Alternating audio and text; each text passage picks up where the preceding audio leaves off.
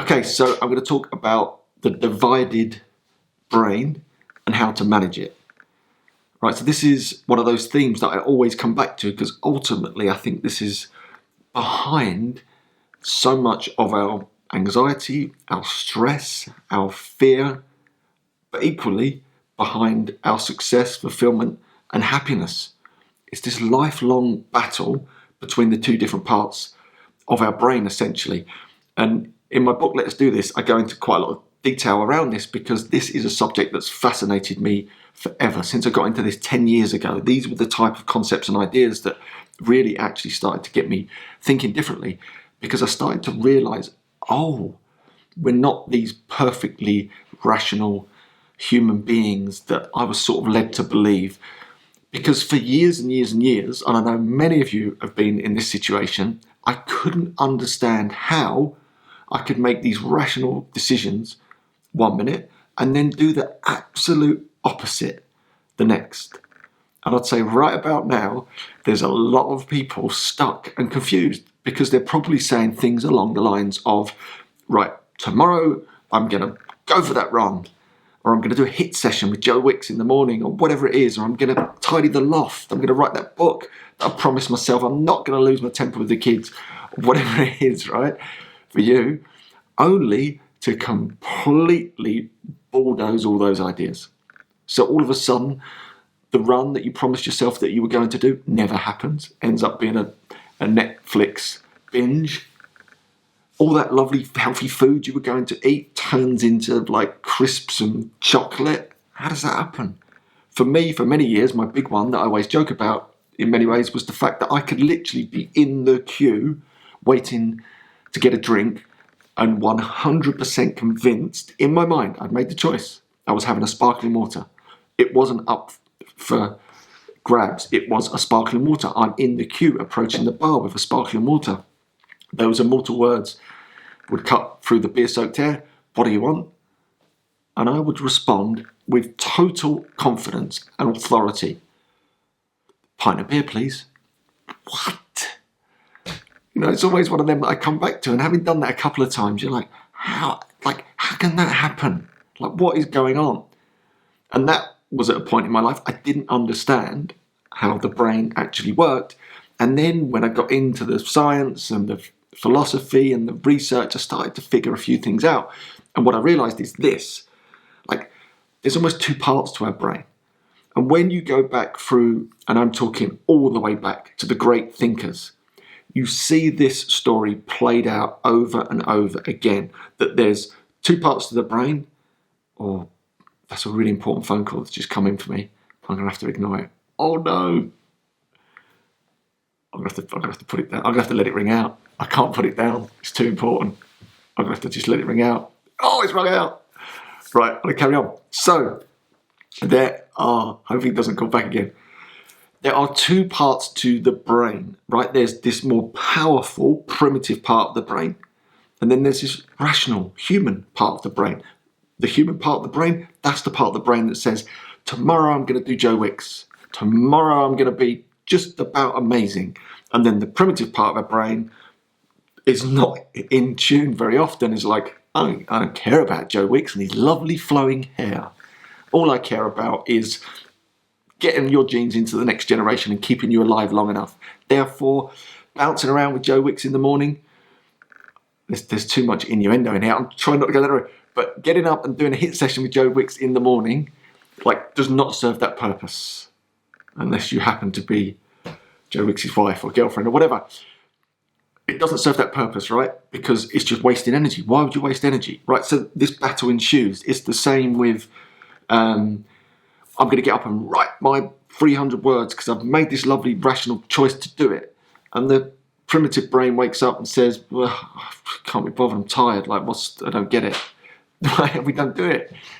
And as comical as that sounds, it's so true, right? We've all been there a gazillion times. You know, our salads have turned into burgers. Our sparkling waters have turned into wine. You know, our runs have turned into lying on the couch. And this constantly trips us up and upsets us. And for many, many years, I didn't understand it. And it used to frustrate me beyond belief. And I'm sure that's the case for many of you right now. But then I started to figure out that there's actually two parts to the brain. And when you look back through all the great literature, I'm talking, you go back to Buddha. Buddha talked about the two parts of the brain, always in metaphor. He described it like the elephant and the rider. So the elephant, again, it's always that same analogy. The elephant is the stronger part, that primitive part of our brain, because it's been around since we were a fish, basically, a long while.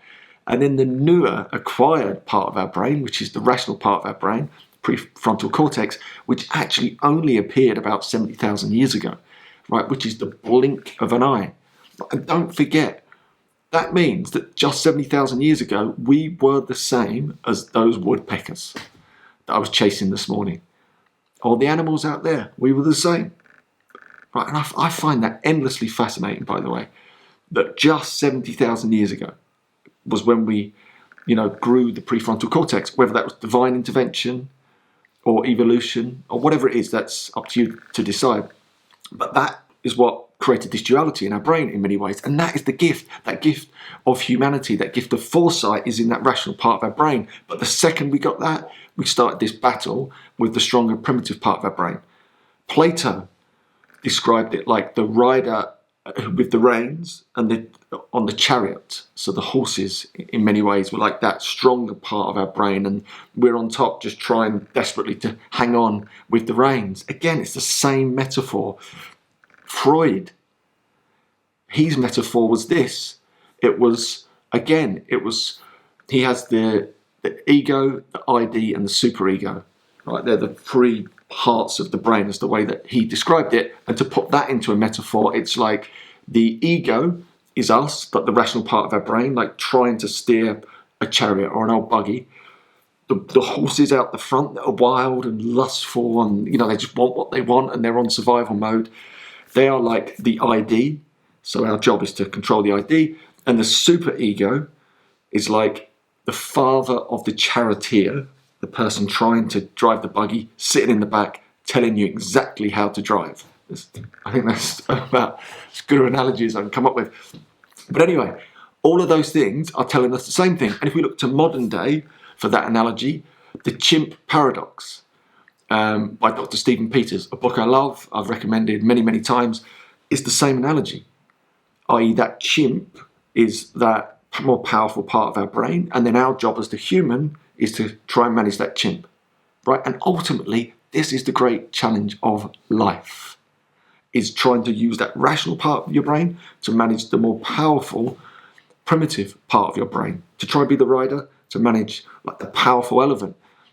And I think for many of us, that is our great adventure. And actually, just having an understanding of that can be really comforting, because we start to figure out, do you know what?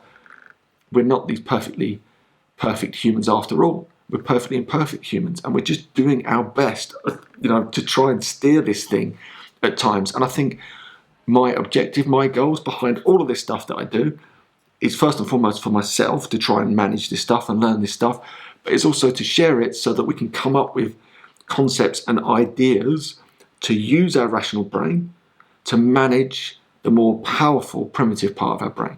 Whether that's through journaling and goal setting, whether that's through structure, whether that's through reading, all of these things that I'm doing ultimately are trying to get you into a place, or me into a place first and foremost, to share with you, where you actually can learn ways to manage that more powerful part of your brain.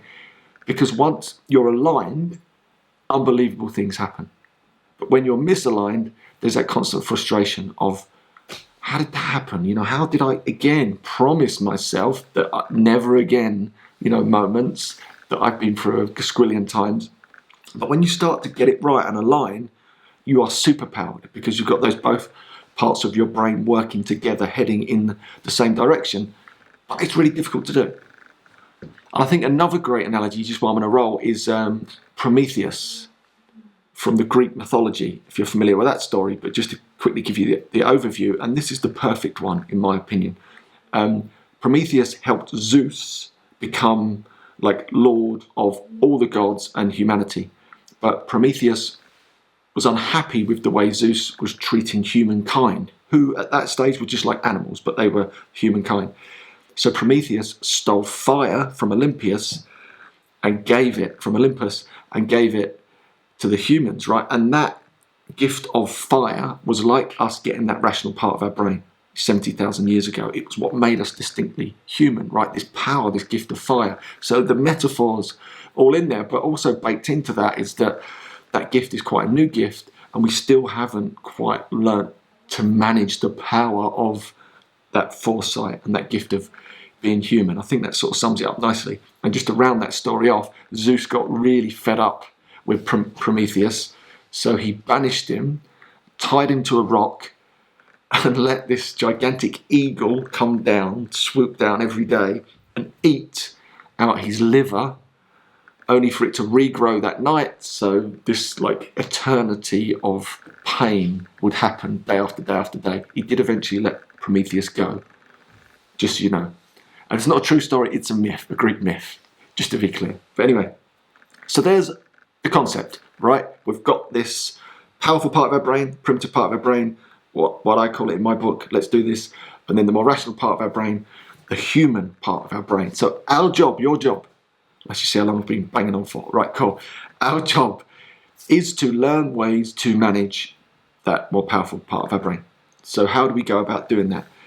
Structure is key. Right, I'm not going to go into all the details now because this just goes on forever in the sense that this is basically everything I do, but structure is key. That's why journaling is so important.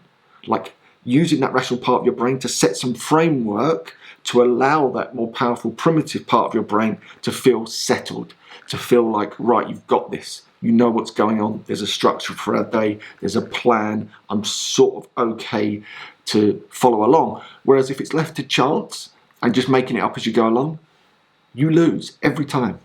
Because that primitive part of your brain is just like, yeah, whatever.